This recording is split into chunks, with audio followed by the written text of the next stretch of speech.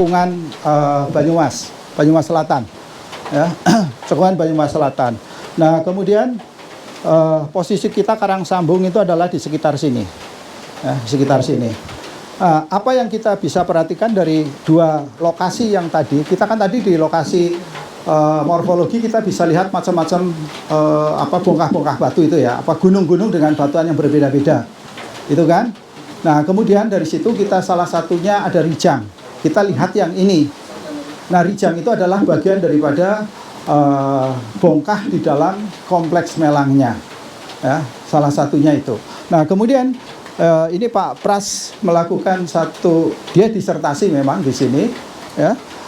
Ini adalah gambaran bagaimana perkembangan tektonik dari Kapur sampai Paleosen, di mana tempat kita Karang Sambung ini adalah zona subduksi. Di sini adalah daerah-daerah accretion-nya Karang Sambung di sini. Kemudian ini adalah Bayat Kulon Progo adalah posisinya di sini sebagai satu mikrokontinen, ya. Yang kemudian proses pergerakannya bergerak terus-menerus sehingga pada sekitar Eosen akhir sampai Oligosen, ya, posisi Karang Sambung itu sudah mulai keangkat, ya, mulai keangkat. Kemudian di tengahnya ini terjadi pengendapan Olisosrum yang menghasilkan formasi Karang Sambung sama Totogan, ya.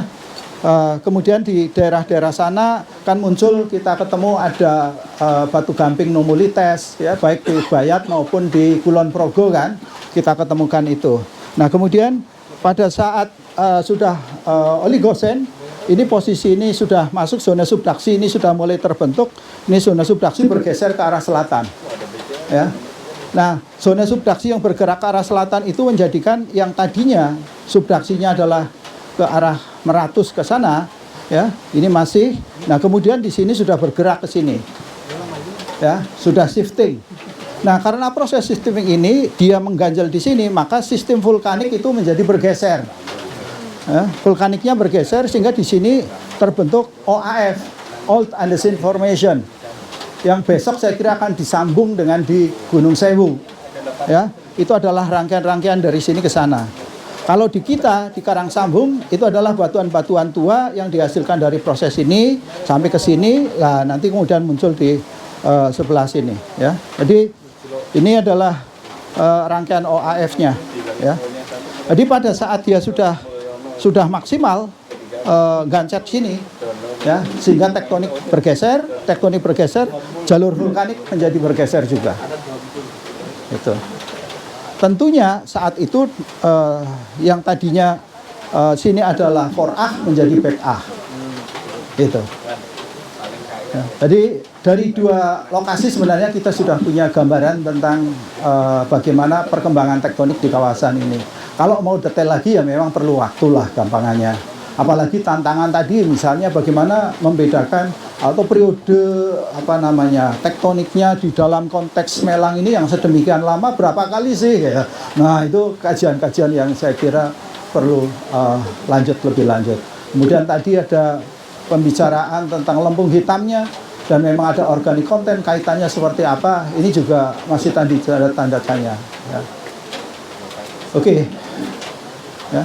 Jadi kalau ini dari Wakita, ini yang menggambarkan bagaimana distribusi daripada accretion pada saat Cretaceous, ya, di mana di tempat kita Karang Sambung ini, ya, ini Meratus di tempat ini. Oke, demikian Bapak dan Ibu dari dua titik. Ada hal yang ingin disampaikan? Oh. Rasa ingin tahunya tinggi, bagus ini.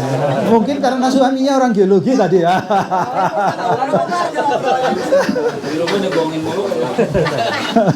Tadi nanya sih Pak, kayak kenapa si sistem vulkaniknya itu bisa bergeser ke kanan, untuk hubungannya dengan peristiwa induksi, ya. Udah lapar Pak Denny. Ya. Jadi kenapa bergeser lah ya kira-kira? Kenapa bergeser zona subduksi itu? Ya, jadi ini kan tadi bagian daripada mikrokontinen Australia. Ya. yang jalan-jalan itu tadi, kemudian masuk ke zona ini, begitu masuk karena dia kontinen dan dia besar, akhirnya gancet gitulah. Karena gancet, nggak bisa maju lagi toh, berhenti di situ, stuck. Akhirnya si zona subduksi bergeser ke arah selatan.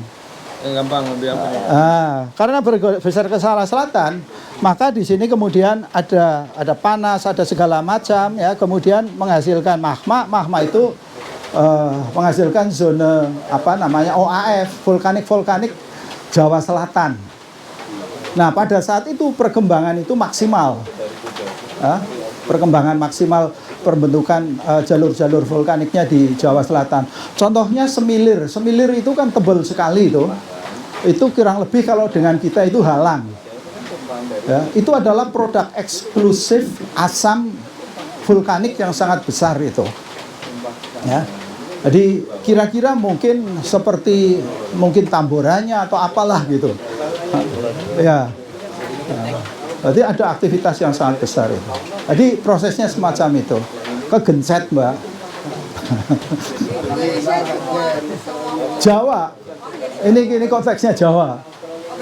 berarti ada peristiwa lain selain ini ya, kalau untuk vulkanik itu nggak selalu berarti. Ya. Ini konteksnya Jawa. Kita bicara Jawa. Apa ini Pak?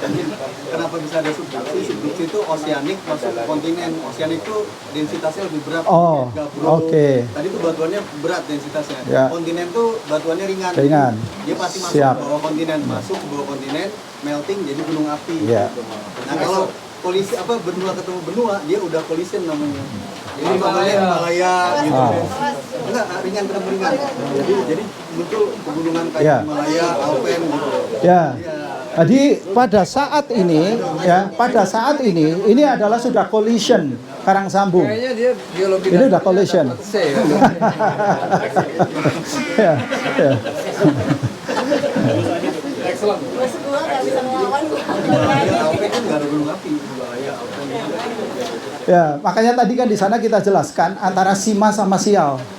Nah, oceanic plate itu adalah sima. Ya, dia lebih lentur, lebih berat, begitu dibanding kontinen sial, dia lebih ringan, ya, dan lebih kaku. Nah, jika begitu ketemu, ini lentur, masuklah gitu. Ini kaku ringan, naiklah di situ. Gitu. Bisa diperkirakan nggak sih? Bisa diperkirakan nggak sih Pak? Misalnya kan udah subduksi nih, mentok gitu kan. Tapi kan akan muncul itu kan air. Itu bisa diperkirakan nggak sih berapa jauh dari subduksi pertama? Kalau ini Dia ini gerakan. Iya, tentu itu bisa kalau kita dating dengan komplit ya.